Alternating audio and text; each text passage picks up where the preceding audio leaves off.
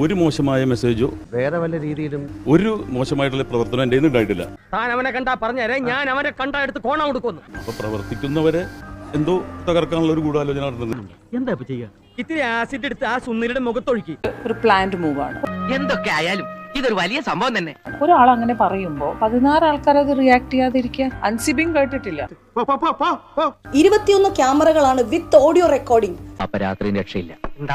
നിറയെ ആളുകൾ ഉള്ളതുകൊണ്ട് അവിടെ ഭയങ്കര രസമായിരിക്കും പറയായിരുന്നു. ഞങ്ങൾക്ക് അവിടെ പോയാൽ അംഗങ്ങൾക്ക് അങ്ങോട്ടും ഇങ്ങോട്ടും സംസാരിക്കാനുള്ള സ്വാതന്ത്ര്യം ഇല്ല.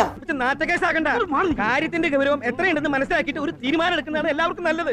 എനിക്ക് തോന്നുന്നില്ല ടിനി ടോണി പോലത്തെ ഒരാളങ്ങനെ ഒരു മതവൈരം സൃഷ്ടിക്കുന്ന ഒരു മനസ്സുള്ള ആളൊന്നുമല്ല. വിശ്വസിക്കാം, നല്ല ചങ്കൂറ്റാ, കൂടെ നിൽക്കും. അത് വേറെ ആരോ പുള്ളിക്കാരത്ത് പറഞ്ഞു കൊടുത്തു. പ്ലാൻ ഞാൻ പറയാം. അതങ്ങനെ പറയരുതല്ലോ, നേരിട്ട് കേട്ടാലേ പറയാൻ പാടില്ല.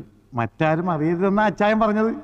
നമുക്കിവിടെ ഒരു നിയമ ഇതുണ്ടല്ലോ, അത് പോലീസ് സ്റ്റേഷനുണ്ട്, അവിടെ കൊണ്ടേ കൊടുക്കും. ഇങ്ങനെ പറഞ്ഞു എന്ന് പറഞ്ഞു. അകത്തായാലും 3 നേരം ഗോതമ്പുണ്ടെങ്കിലും കിട്ടും. ടിനിയെ കുറിച്ച് ടിനി എന്റെ ഒരു സഹപ്രവർത്തകരാണ്. എന്റെ ഒരുപാട് വർഷം കൊണ്ട് കണ്ടുകൊണ്ടിരിക്കുന്ന ഒരാളാണ്. ഇല്ലേ സേതു?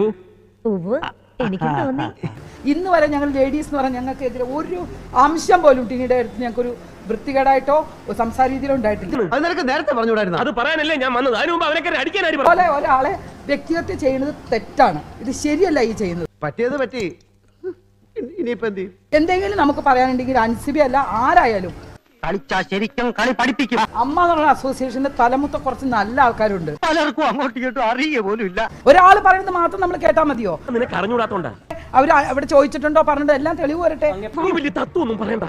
നിക്കക്കളിയില്ലാത്ത നിലയിലാണ് നമ്മൾ. തത്തയെ പഠിപ്പിക്കുമ്പോൾ എല്ലാം ഞാൻ പഠിപ്പിച്ചതല്ലേ. പറ്റില്ലെങ്കിൽ അവിടെ വെച്ച് പറഞ്ഞുകൂടായിരുന്നു. പറ്റില്ലെന്ന്. അപ്പൊ എന്റെ കൈയും കാലും വിറച്ചു പോയി.